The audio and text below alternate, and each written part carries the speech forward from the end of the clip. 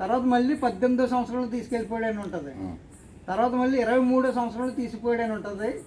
కానీ ఇక్కడ సార్ కానీ ఇక్కడ ఈ 2వ రాజుల గ్రంథంలో దినవృత్తాంతాల్లో మాత్రం చెప్పిన డేట్లు అక్కడ 7 సంవత్సరాలకి 18 సంవత్సరాలకి 23 సంవత్సరాలకి అసలు చెర జరిగే అవకాశమే లేదు.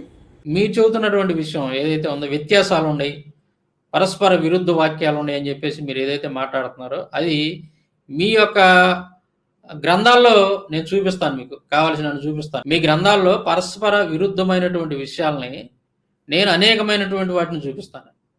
కాబట్టి మీరేం చేయాలంటే వాటి నుంచి మీరు వాటి సంగతి చూడాలి. మీ మీ గ్రంథాల్లో రాసి ఉన్నటువంటి విషయాలు ఏవైతే ఉన్నాయో వాటిని గురించి మీకు మాకు సమాధానం చెప్పాలి. ఏంటి అనేది ఒకసారి నేను స్క్రీన్ మీద పెడతా చూడండి. మహాభారతం ఆదిపర్వం 66వ అధ్యాయం 49వ శ్లోకం. ఇక్కడ ఏమైనా ఉంటుందంటే జమదగ్నికి 9 పుత్రులు కలిగిరి అని ఉంటుంది. ఆ 9గురిలో చిన్నవాడు పరశురాముడు. జమదగ్నికి ఎంతమంది అంట కొడుకులు? 9 కొడుకులు ఉన్నారని మహాభారతం ఆదిపర్వంలో మనకి స్పష్టంగా కనపడుతుంది. అదేవిధంగా ఇక్కడ కనుక మనం చూస్తే మహాభారతం అరణ్య పర్వంలో చూస్తే ఏమైనా ఉంది, ఇక్కడ జమదగ్ని రేణుకను భార్యగా పొందాడు. తర్వాత ఆమెకు పరశురాముడితో పాటు 5గురు పుత్రులు పుట్టిరి. వారందరిలో చివరి వాడైనటువంటి రాముడు గొప్పవాడైన అంటే పరశురాముడు. ఇక్కడ రాముడు అంటే పరశురాముడు. ఇక్కడ మనం ఆదిపర్వంలో మహాభారతం ఆదిపర్వంలోనేమో జమదగ్నికి 9 కొడుకులు అని ఉంది. అదే మహాభారతం అరణ్య పర్వంలో జమదగ్నికి 5గురు పుత్రులు అని చెప్పి రాసింది. మరి జమదగ్ని యొక్క కొడుకులు 9 5? దీనికి కృష్ణ సమాధానం చెప్పాలి మనకి. ఆ డిస్కి బాబాతో కలిసి కూర్చొని మాట్లాడినటువంటి వ్యక్తి ఎవరైతే ఉన్నాడో అతను మనకి దీనికి ఆన్సర్ చెప్తాడు ఖచ్చితంగా. ఆన్సర్ చెప్పిన తర్వాతే మీరు బైబిల్ గురించి మాట్లాడాలి. మళ్ళీ ఒకసారి చెబుతున్నాను, జమదగ్ని కొడుకులు 9 5? మహాభారతంలోనే, నేను వేరే దాని గురించి కూడా నేను చూపించలేదు మీకు. మహాభారతం ఆది పర్వంలో 9 అని ఉంటే మహాభారతం అరణ్య పర్వంలో 5 అని. తర్వాత మహాభారతం ద్రోణ పర్వం 65వ అధ్యాయంలో ఏమని ఉంటుందంటే శశిబిందు అనేటువంటి రాజుకి 1,00,000 మంది భార్యలు ఉన్నట్టుగా ఉంది. ఇక్కడ శశిబిందు అనేటువంటి ఒక రాజుకి ఎంతమంది అంట భార్యలు? 1,00,000 మంది అని ఉంది. సరే, ఇదే మహాభారతం శాంతి పర్వం 208వ అధ్యాయంలో ఏమని ఉంది? ఇక్కడ శశిబిందు అనేటువంటి రాజుకి 10,000 మంది భార్యలని ఉంది. మరి ఈ 2 కాంట్రడిక్షన్సే కదా, ఈ 2 చాలా వ్యత్యాసం ఉంది కదా. 1,00,000 మంది అక్కడ, 10,000 మంది అక్కడ. ఇదే మహాభారతం నేను చెప్పింది కాదు, పర్వాలు వేరు. ఇక్కడ ద్రోణ పర్వం, ఇక్కడ శాంతి పర్వం. మరి శశిబిందు యొక్క భార్యలో 1,00,000 మందా 10,000 మందా? దీనికి ఆన్సర్ చెప్పాలి డిచ్కి అలాగే ఈ క్రిష్ అనేటువంటి వ్యక్తి, వీళ్ళిద్దరు కలిసి వీటికి ఆన్సర్లు చెప్పాలి మీరు ఖచ్చితంగా.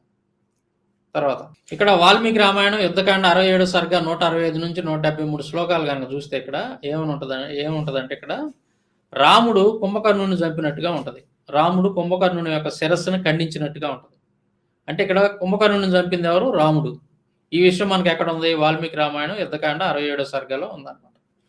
ఇదే విషయాన్ని మహాభారతం వనపర్వంలో మనం రామాయణం గురించి చూస్తాము. మహాభారతం వనపర్వం దీంట్లో 287 అధ్యాయంలో ఏమని ఉంది? ఇక్కడ లక్ష్మణుడు కుంభకర్ణుడిని చంపినట్టుగా ఉంది. లక్ష్మణుడి యొక్క దివ్యాస్త్రాన్ని కుంభకర్ణుడు గూలి యుద్ధ భూమిలో పడిపోయాడు. చూడండి, ఇక్కడ కుంభకర్ణుడి యొక్క ప్రాణాలు పోవటం చూసి రాక్షసులంతా భయంతో పారిపోయారు. కుంభకర్ణుడి యొక్క ప్రాణాలు పోవటం చూసి రాక్షసులంతా భయంతో పారిపోయారు. అంటే కుంభకర్ణుడిని చంపింది రాముడా లేకపోతే లక్ష్మణుడా? రాముడు అని చెప్పి రామాయణంలో ఉంది, లక్ష్మణుడు అని చెప్పి మహాభారతంలో ఉంది. మరి దీని ప్రకారం ఎవరు తప్పు రాశారు? వాల్మీకి తప్పు రాశాడా లేదంటే వ్యాసుడు తప్పు రాశాడా?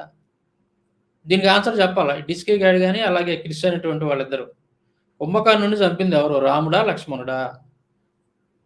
ఎవరు తప్పు రాశారు? ఎవరు ఒప్పు రాశారు?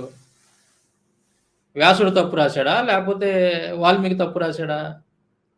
దీనికి ఆన్సర్ చెప్పాలా ఈ మతోన్మాదులు. తర్వాత భాగవతం 9వ స్కందం 9వ అధ్యాయం 37, 38, 39 శ్లోకాలు కనుక మనం చూస్తే ఇక్కడ కల్మషపాదుని యొక్క భార్య ఆమె కడుపులో గర్భాన్ని 7 సంవత్సరాలు మోసినట్టుగా మనకి కనపడుతూ ఉంటుంది అనమాట. 7 సంవత్సరాలు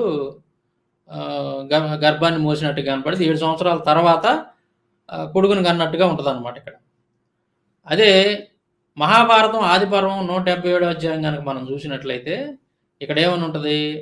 ఆవిడ కల్మషోపాదుని యొక్క భార్య మదయంతి, ఆమె పేరు మదయంతి. 12 సంవత్సరాలు గర్భాన్ని మూసినట్టుగా ఉంది. 12 సంవత్సరాల తర్వాత కొడుకుని కన్నట్టుగా ఉందనమాట. ఇక్కడేమో 7 సంవత్సరాల తర్వాత కొడుకుని కన్నట్టుగా ఉంటే, ఇక్కడ 12 సంవత్సరాల తర్వాత అంటే 12 సంవత్సరాల గర్భాన్ని మూసి తర్వాత అశ్మకుడు అనేటువంటి కొడుకుని కన్నట్టుగా ఇక్కడ మనకు రాసి ఉందనమాట. తర్వాత ఈడ చాలా స్పష్టంగా భాగవతంలోనేమో మదయంతి 7 సంవత్సరాల గర్భాన్ని మోసినట్టుగా ఉంటే, అదే మహాభారతంలో 12 సంవత్సరాలు గర్భాన్ని మోసినట్టుగా ఉందనమాట. మరి ఈ రెండిట్లో ఏది కరెక్ట్? ఈ 2 రాసింది వ్యాసుడే కదా! భాగవతం గాని, తర్వాత మహాభారతం గాని. మరి ఈ 2 ఇట్లా ఇంత తేడా ఎందుకుంది ఈ రెండిట్లో?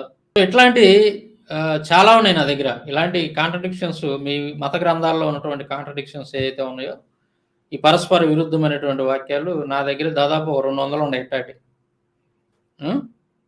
మరి వీటన్నిటికి ఆన్సర్ చెప్పాలి. క్రిష్ అనేటువంటి వ్యక్తి ఎవరైతే ఉన్నాడో అక్కడికొచ్చినటువంటి వ్యక్తి. ఇప్పుడు నేను చెప్పినటువంటి 4 పాయింట్లు ఏవైతే ఉన్నాయో ప్రస్తుతానికి శాంపిల్ మాత్రం నేను మీకు చూపించాను మీ గ్రంథాల్లోయి. ఈ పరస్పర విరుద్ధమైనటువంటి వాక్యాలు.